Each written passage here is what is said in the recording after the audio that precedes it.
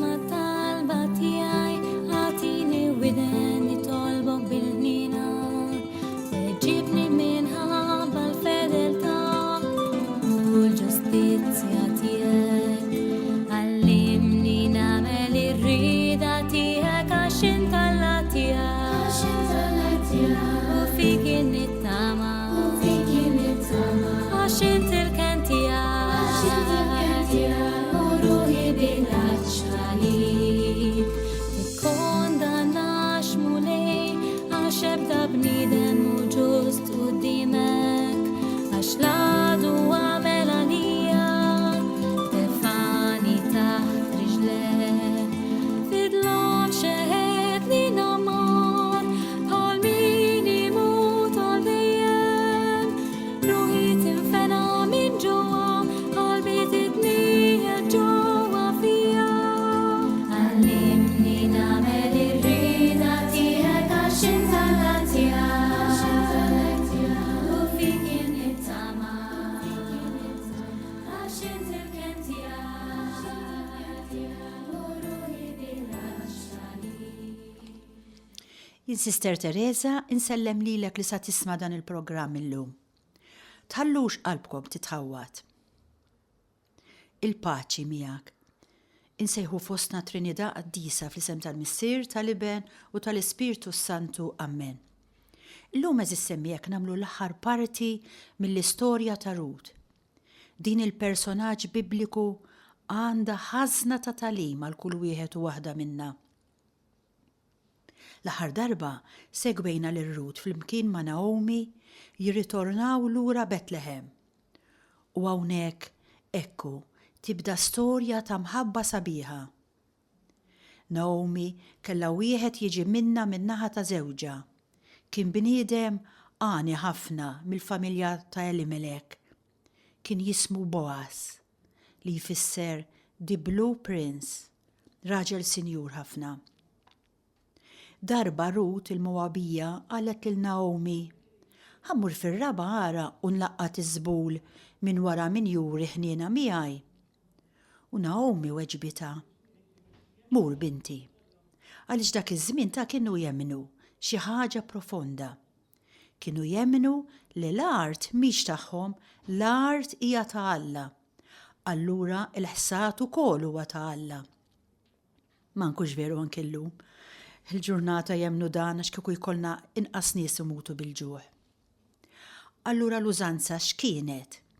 Kienet li meta wieħed imur jaqta' l-ħsad jekk jinsa xi qatta warajh jew jekk ma jkunx qatta tajjeb, dak kollu li jkun ħalla warajh mhux tiegħu, tilef kull dritt għalih.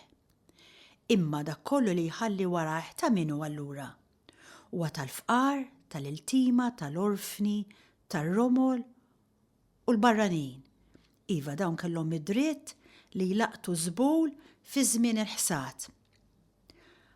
Allura, waqt li jkun hemm iż-żmien tal-ħsad, il-ħassada kienu jaqtaw u l-fqar, l-iltima u r-romol li semmejna kienu joqogħdu hemmhekk wara jitolbu f'qalbhom biex dawk li jkunu qegħdin jaħsdu jinsew xi ħaġa. Għax dak li jinsew ma kienx tagħhom, imma kienu jgawdu huma. Hekk jekk tiftħu l-Bibja issibu din il-liġi miktuba fil-ktieb tal-Levitiku. U allura Rut marret tlaqqat fir-raba minn wara l-ħassada.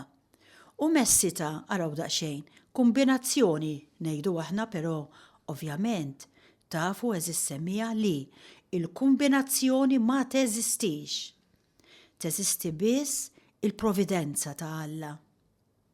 Tajjeb li jkollna għajnejna miftuħin għal dan li l-kombinazzjoni ma teżistix. Huwa Alla li jaħdem kollox u din tatina dawl enormi, Ma tkomx idea x'ferħ tħossu meta tindunaw b'daw l-affarijiet. Għax nindunaw allura li l-istorja tagħna hija kollha storja ta' mħabba min-naħa ta' Alla tagħna. Kollox għandu sens. Tlift il-karozza tal-linja? Iva hemm sens. Jien meta nitlef il-karozza tal-linja pereżempju, ngħid min jaf. Ngħid wis probabbli din il-karozza tlifta għax fl-oħra li ġejja se niltaqa' ma' xi ħadd li għandu bżonn ta' xi kelma tajba. Sirt nistennihom ta' dawn l-affarijiet, huma affarijiet li nistgħu nitrenjaw fihom. Iva eżis semmija, titrenjaw lilkom infuskom bihom. Tafu li l-kombinazzjoni ma teżistix, allura kollox isir sabiħ, kollox jibda jieħu toma tajba madwarna. U allura insibu lir-Rut li messita jgħid hawnhekk kombinazzjoni għalqa minn ta' Boaz li kien wieħed mill-qraba ta' Elimelek, ir-raġel ta' Naomi. Propju dan ir-raġel kien għani ħafna. Infatti jaraw x'ġara. Se naqra kapitlu 2 vers 4 mill-ktieb ta' Rut.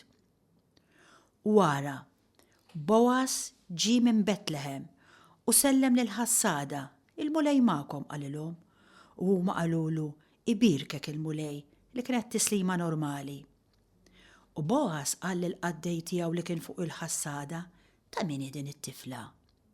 U jieġeb il-qaddej li kien fuq il-ħassada u qallu tifla Moabija li ġiet ma' Naomi mill-inħawi ta' Moab u staqsietni nista' nlaqqat u niġbor minn bejn il-qatet tal-ħassada u ġiet u baqgħet hawn mis-seb sa issa u anqas marret id-dar tistrieħ.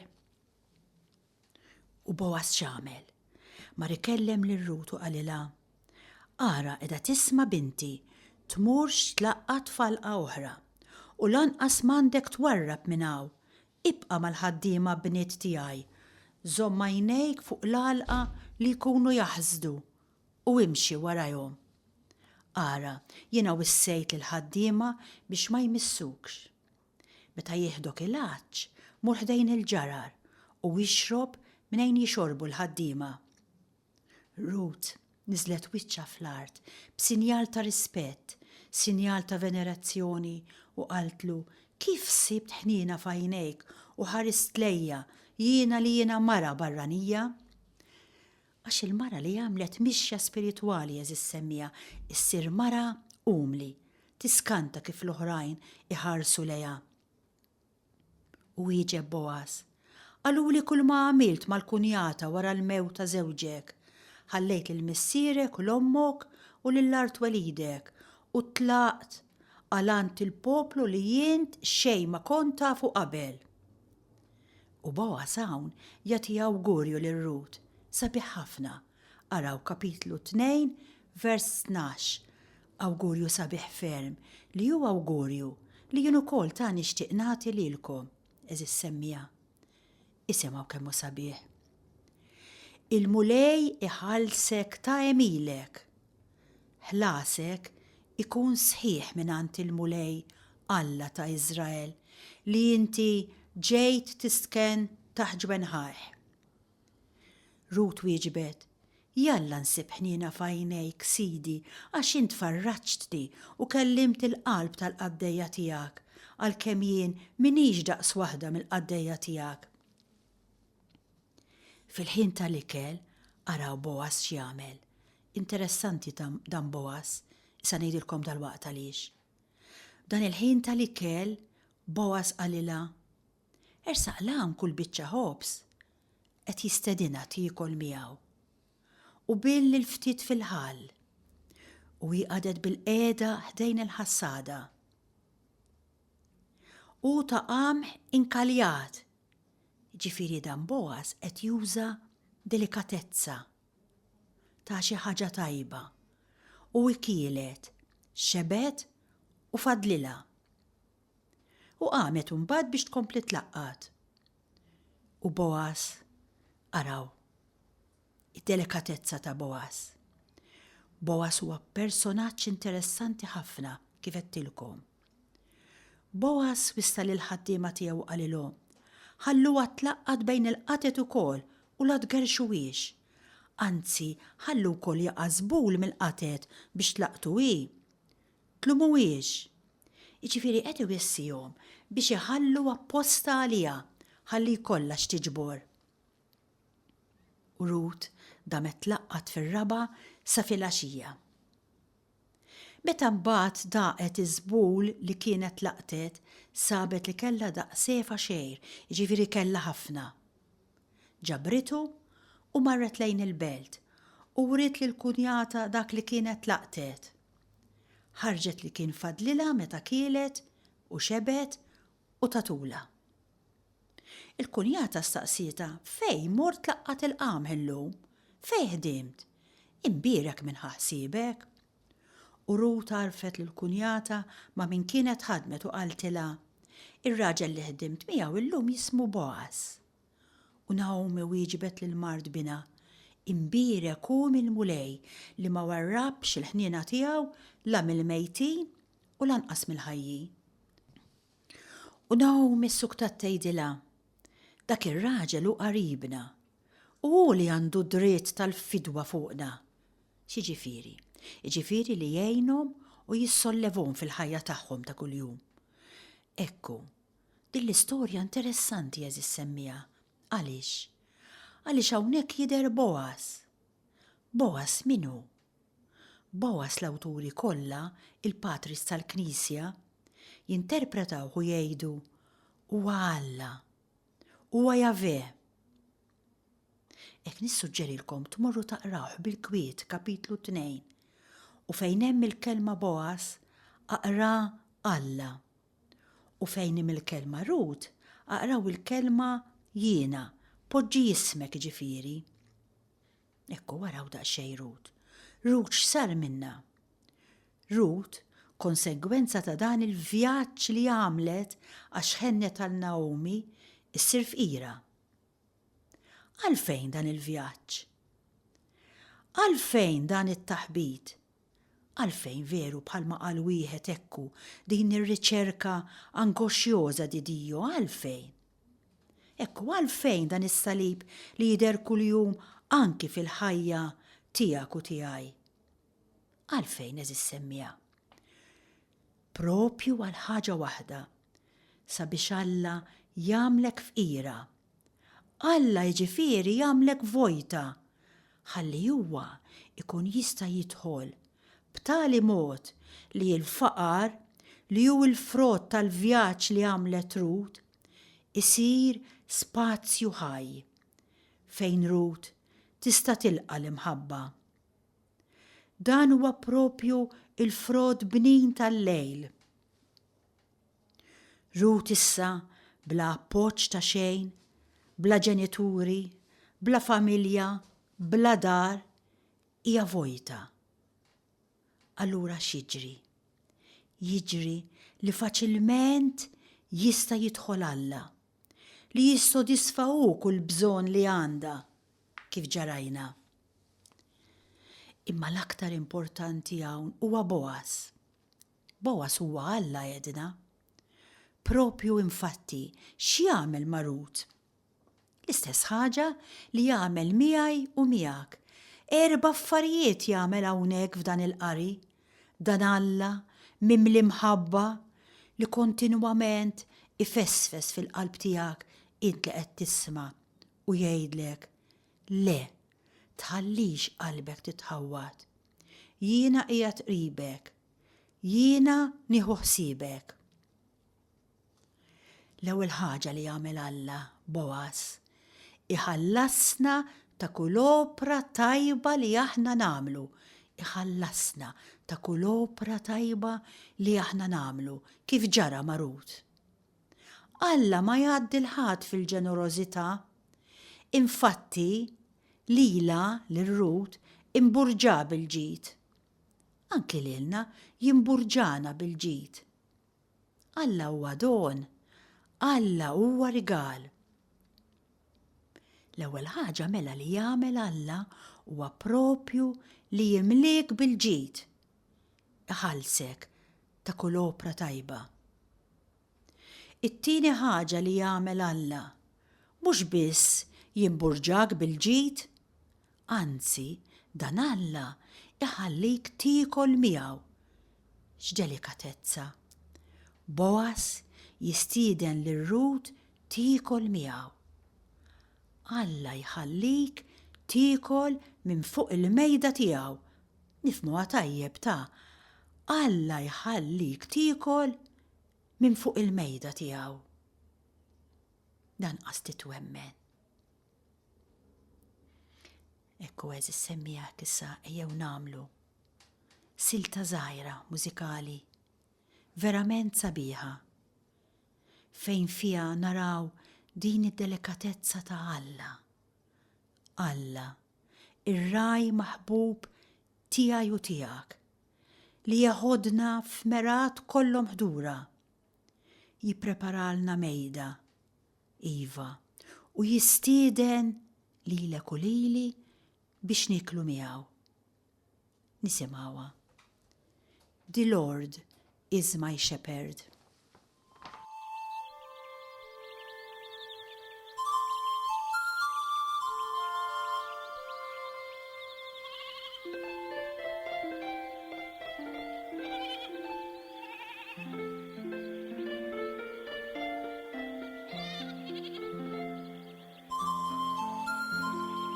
The Lord is my shepherd, I shall not want.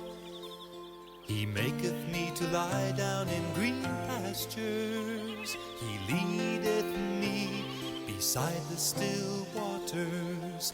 He restoreth my soul.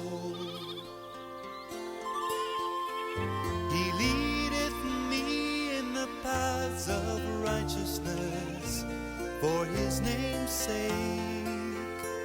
He leadeth me in the paths of righteousness for his name's sake. Yea, though I walk through the valley of the shadow of death, I will fear no evil, for thou art with me. Thy rod and thy staff, they comfort me. Thou preparest a table before me in the presence of mine enemies. Thou anointest my head with oil, my cup runneth over. Surely goodness and mercy shall follow me all the days of my life, and I will dwell in the house of the Lord forever. Surely goodness and mercy shall follow me all the days of my life, and I will dwell in the house of the Lord forever. Forever. Forever.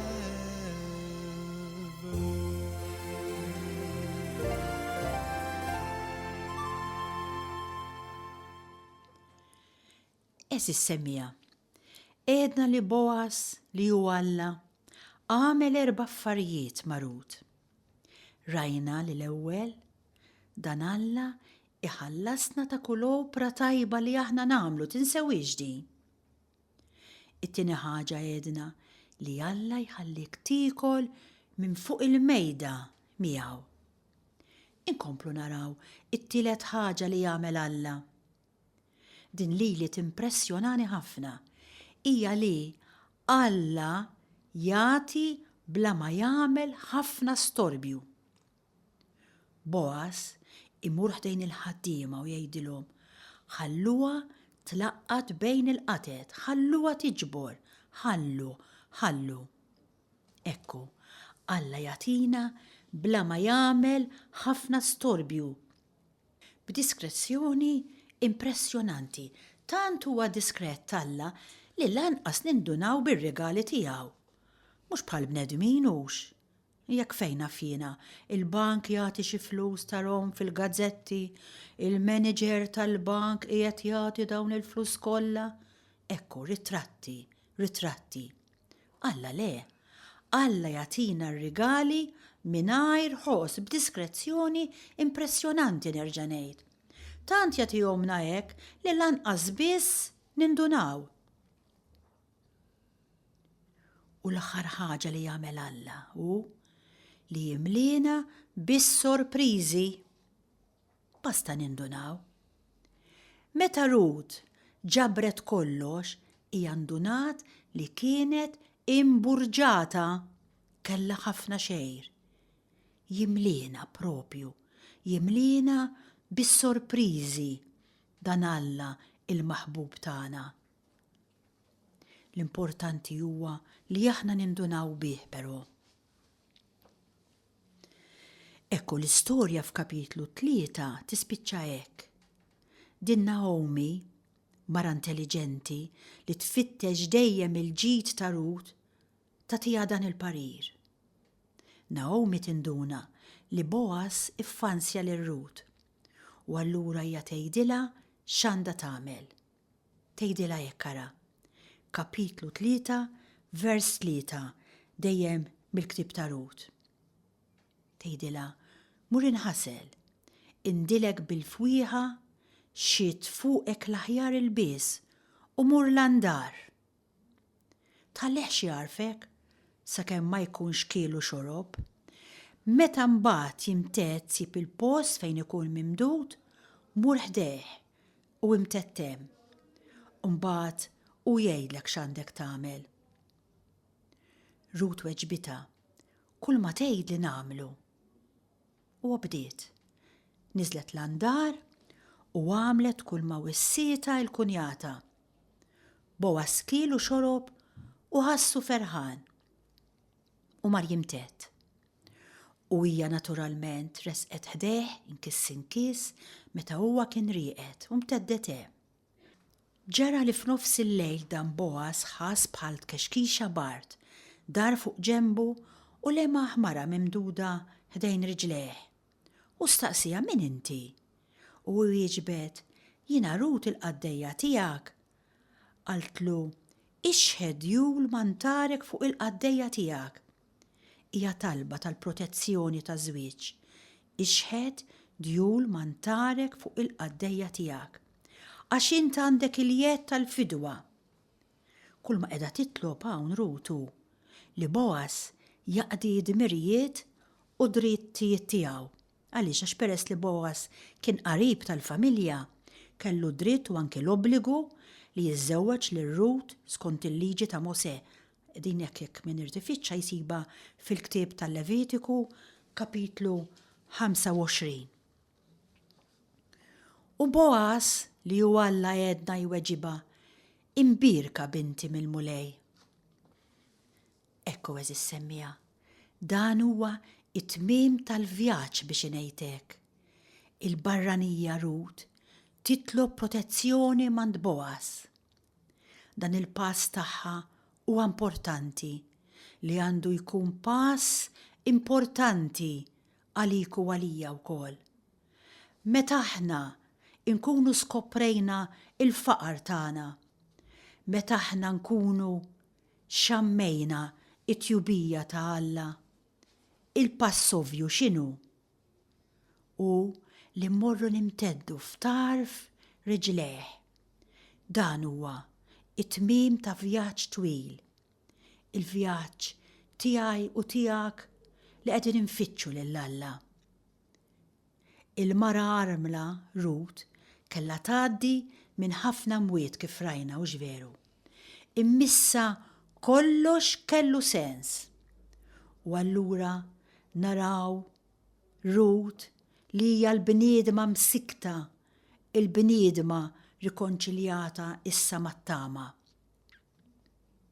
U propju jiġri li Rut tiżżewweġ lil Boaz u huma jkollhom tarbija.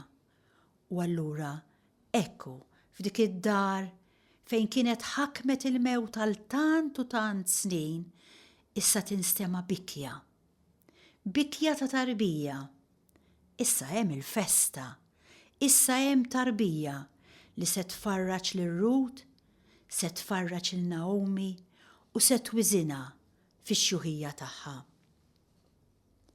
U din l-istess ħaġa semmija ngħidilkom hija ħasra li aħna nissuspettaw daqshekk ħażin fuq Alla bħalma ġieli tennejtilkom. Eżis semmija, Alla ma jrid jeħdilkom xejn, Alla jrid jagħtikom. Ir-rabbini ta' għandhom storja ħelwa ta' waħda mara li qalet, kif, mhux veru li Alla ma jew xejn, Alla lill-Adam ħadlu kustilja. U r-risposta li jagħtu r-rabbini, veru ħadlu kustilja, imma ara x'taħ minn flokka, taħ mara, ekku, taħ xi ħaġa sabiħa għal min jaffjara. Ekku, hija verità, huwa jagħmel ħafna biex jifdina. L-unika ħaġa li jrid joħdilna Ġesu Kristu, tafu x'inhi? Huwa l-ħmiġ tagħna, id-dnubiet tagħna, dak jieħdu, dak intuwulu x'nambuh. Però huwa jrid jagħtina il-ħelsien. Irid jagħtina il-ħajja ta' dejjem. Eżis semmija, daħluha f'moħħkom. Huwa biss iħobbna, huwa biss jiddiskuti għalina, huwa biss qiegħed jaqbes għalina, iva, huwa biss imut għalina. Huwa biss irid jagħtina, irid jiżewwiġna. Bħalma jgħidu l-Patres tal-Knisja, tafu għaliex Ġesu Kristu ma żewwiġ? Tafu għaliex Ġesu Kristu ma kellux tfal? Ekku ngħidilkom jien allura. Ġesu Kristu ma żewwiġ sabiex ikun jista' jiżżewweġ lilek. Ġesu Kristu ma kellux tfal, għalfejn? Ħalli jkollu lilna bħala wliedu. Ġesu Kristu ma kellux fejn imit rasu, għaliex? Ħalli jkun jista' jmit rasu fuq is-sider tiegħek u tiegħi. Għalhekk int li qed tismani dur b'fiduċja kbira lejn dan Alla, mimli tenerezza, mimli mħabba għalik u għalija, kif għalmitna din il-personaġġ bibliku Rut. Tibqax taħsibha biex tagħmel dan il-pass. Ħalli l-ħajja tiegħek issir ħajja verament sabiħa u tranquilla. Jiena nirringrazzja lilek hekk li kont magħna għal dan il-programm, jekk Alla jrid nintaqa' miegħek bħallum 8 ijiem. Insellimlek il-paċi miegħek. Mulej jisma'